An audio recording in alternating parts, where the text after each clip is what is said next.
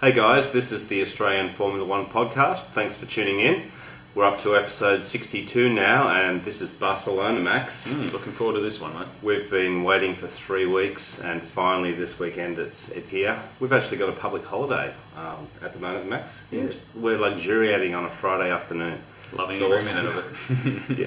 So, mate, we've got the Grand Prix this weekend, and we talked in the last podcast about the testing that's been going on. And, of course, now all the teams have arrived, and Super Ferrari, at least, is there, Max. Yeah, which is great news. It's great that they're there, and there's still been a lot of talk about that, by the way. There's been heaps of talk about Super Ferrari this week. But Yeah, Pep and I are raising money to buy it, so if you want to make any contributions, visit our website and donate away. And who knows, we could all be on the track one day. yeah, and what's going on with Magma? First they're in, first they're out. But anyway. Yeah.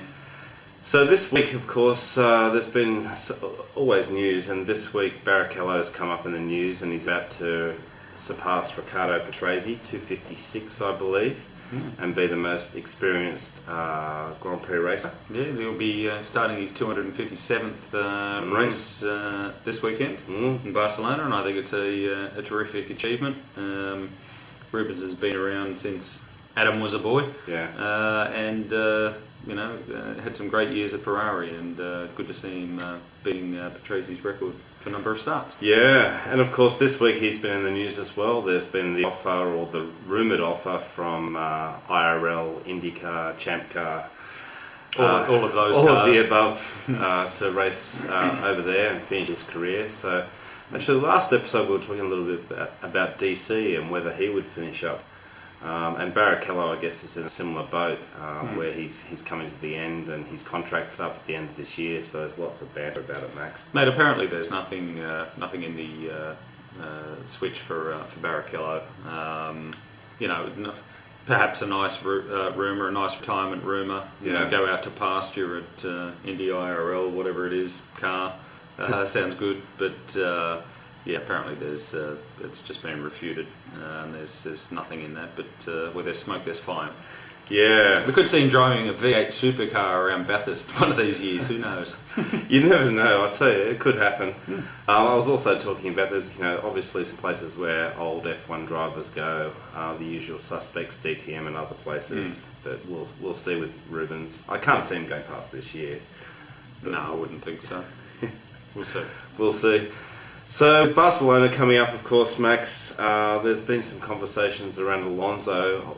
He did well in the testing. He came P1, and he did really well to do that. And there's been some banter about him perhaps moving to Ferrari, of course, but that's been poo-pooed, Max. It has been poo-pooed. Yeah. You just wanted to use the word poo-pooed, didn't you? Yeah. I mean, let's not forget that Spain is Alonso's, or Barcelona's Alonso's home track. Yeah. I think a lot of Spaniards out there are looking forward to him fighting for podiums and all and the like. That's a bit of a pipe dream, I think we'd all agree. And as Fernando has said, don't get your hopes up.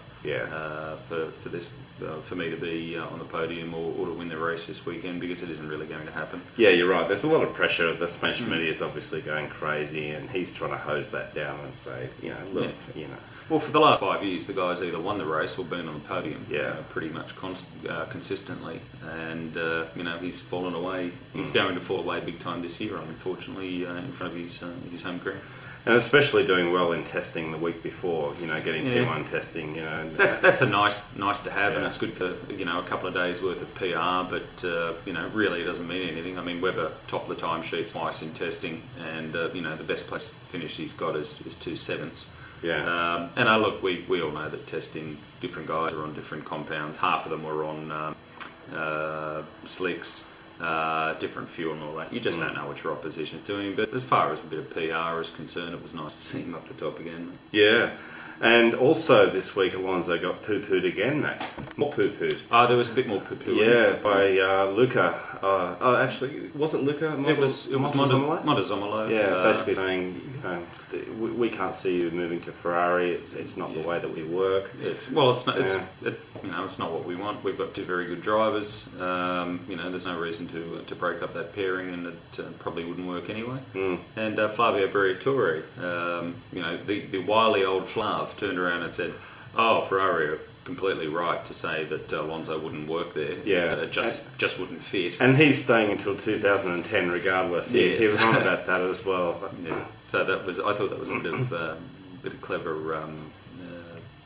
marketing, I guess, for Favre to say, "Oh no, it shouldn't happen." But yeah, we'll see what happens. Well, we've got a little bit more coming up. We're going to do some laps of Barcelona, Max, we are. And we're also going to give our tips. What are we going to do the laps of Barcelona on, Pep? Max, we're going to do it on your brand new G25. Oh, right. Which I'm loving, by the way. And I'm still at my place. We're at the Max Technology Centre today. And I'm still at my place with my old joystick. It's not very joyful. But it's not joyful. No, it's pathetic. It's crap. So I will be getting it soon, mate. I've been trying to show you all week. If you could please send some emails in support of me to shame him into No, don't, because he's been giving me shit about it all week. Send him, baby. Bring him on, yeah. Pep, you're an idiot. Get the G25 like Max said.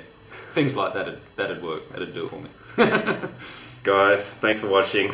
All right, we're coming up soon with our tips. Stay tuned. We'll be doing that soon. Thanks for watching. Shame him. Okay, Bye. bye.